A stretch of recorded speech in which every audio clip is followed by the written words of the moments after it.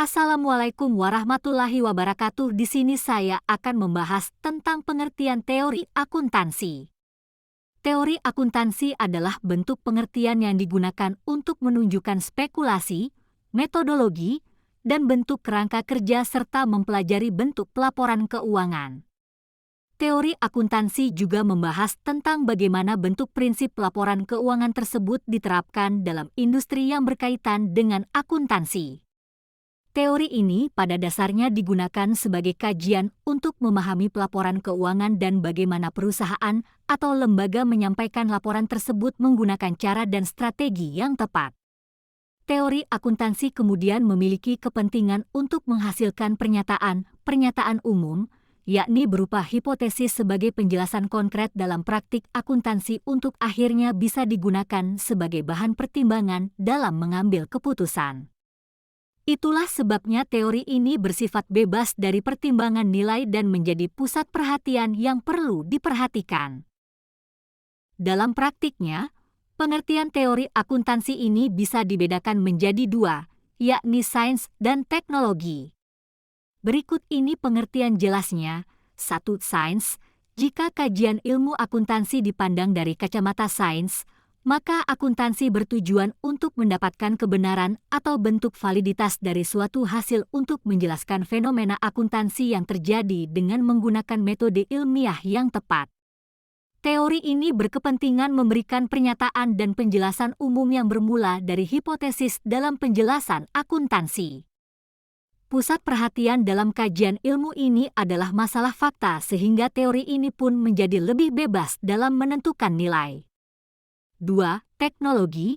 Jika akuntansi dipandang dari kacamata teknologi, maka akuntansi adalah teknologi berupa perangkat lunak yang dipelajari untuk mengembangkan laporan dan aktivitas akuntansi agar bisa mencapai tujuan sosial tertentu. Jadi, akuntansi juga merupakan suatu pengetahuan tentang rekayasa informasi untuk membuat pengendalian keuangan.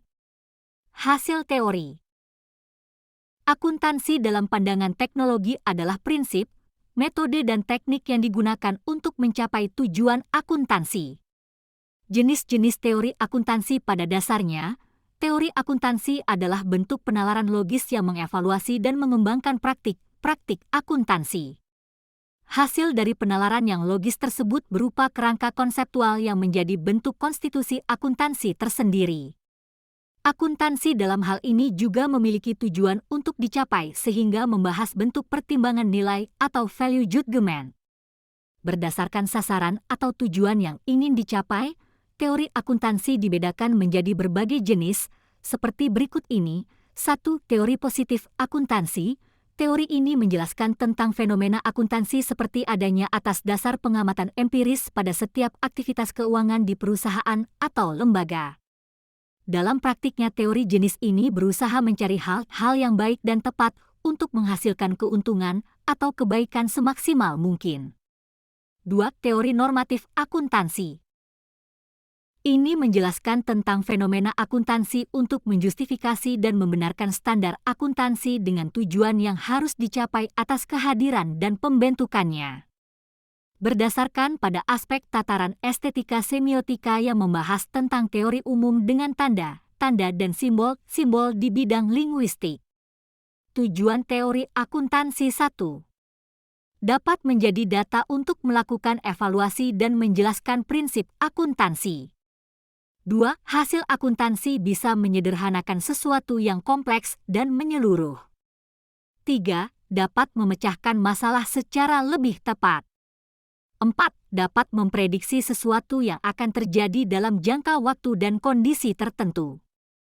Prinsip dasar akuntansi. Karena perannya yang sangat berguna bagi beberapa pihak, akuntansi juga memiliki prinsip yang menjadi bentuk aturan dasar tentang bagaimana melaksanakan akuntansi ini berdasarkan prosedur yang berlaku dan cara-cara yang sesuai dan terorganisir demi mencapai tujuan tertentu. Berikut ini 6 prinsip dasar akuntansi yang perlu diperhatikan. 1. Cost. Prinsipal adalah prinsip di mana semua aset dalam apapun harus dicatat dalam akuntansi dengan sesegera mungkin setelah aset tersebut dibeli atau didapatkan. Hal ini dilakukan dengan pencatatan berdasarkan biaya pengeluaran sehingga bisa menjaga suatu bisnis tetap teratur dan berada pada jalur yang sesuai dan bisa dipertanggungjawabkan. 2. Matching Principle adalah prinsip yang mencocokkan pengeluaran dengan pendapatan selengkap mungkin.